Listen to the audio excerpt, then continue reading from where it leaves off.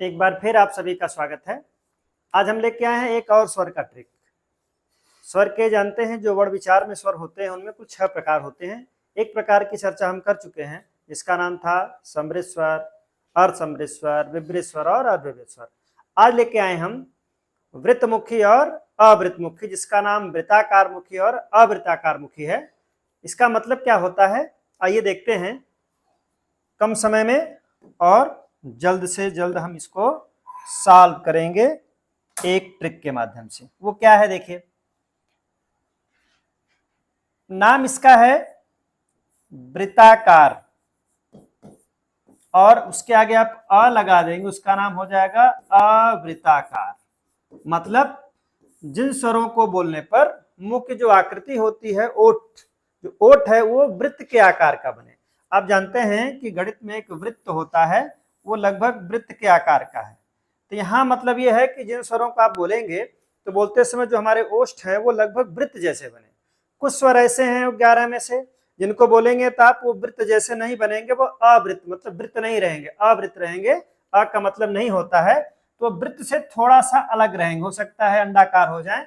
तो आप ये बोलकर नहीं देख सकते, कुछ में तो आभास हो जाता है कि किन स्वरों को बोलने पर हम वृत्त जैसा बनाते हैं। तो आइए एक ट्रिक के माध्यम से समझते हैं वृत्तमुखी और अवृत्तमुखी। चलिए एक देखिए है, पहला है पूछो उद्धव। ये पूछो उद्धव क्या है, ये पूछेंगे वृत्ताकार मुखी, वृत्ताकार मुखी स्वर, वृत्ताकार मुखी स्वर। वृत्ताकार मुखी को कौन पूछेगा, उद्धव। तो पूछो उद्धव से आपको पता चल गया कि वृत्ताकार मुखी स्वर कितने हैं। यहाँ पे सीधे सीधे आप क्या करिए, इनकी मात्रा निकालिए, जैसे आपने पहले वीडियो में मात्रा निकाला था। यहाँ पे देखिए दिख रहा है बड़ा ऊ, जिसको आप दीर्घ ऊ बोलते हैं। यहाँ दिख गई आपकी ओ की मात्रा, यहाँ दिख गई देखिए ऊ तो सीधे दिख ही रहा है। यहाँ पहचान गए कौन, औ। तो पता चल गया कि वृत्ताकार मुखी स्वर मतलब इन स्वरों को बोलने पर मुख जो ओष्ठ है वो एकदम बिल्कुल वृत्त जैसा बनता है। दूसरा है अवृत्ताकार, नाम से पता चल गया अ मतलब नहीं। इन स्वरों को बोलने पर जो स्वर होते हैं इनको अगर बोला जाएगा, जो अवृत्तमुखी हैं उनका उच्चारण करते समय ओष्ठ की आकृति वृत्त जैसी नहीं बनेगी। तो उसको हम कैसे गिनेंगे, बच गए 7, जो कि 11 स्वर हमारे कुल हैं। इन 11 में से 4 की तो गणना हो गई। यहां से एक प्रश्न पूछा जाएगा कि वृत्ताकार मुखी स्वरों की संख्या 4 है, तो 7 और बच गए। उनका नाम देखिए क्या है, अवृत्ताकार मुखी या अवृत्ताकार स्वर। इसको भी एक लाइन से हम याद कर सकते हैं, किसी के नाम हैं री, किसी के नाम है री, बस। फिर मात्रा निकालिए, देखिए मात्रा आप समझ गए। यहां से देखिए ह्रस्व ई छोटी जिसको बोलते हैं, यहाँ पर दीर्घ ई, यहाँ पर ए, यहाँ पर आ की मात्रा है देखिए ना पर, मां पर बताए थे ये उदासीन स्वर कहलाते हैं। मतलब ये अ व्यंजन जो है म के साथ एक अस्वर अपने आप जुड़ा हुआ है। हा पर देखिए कौन सी मात्रा है, ऐ की, और अंत में आपको री दिख रहा है।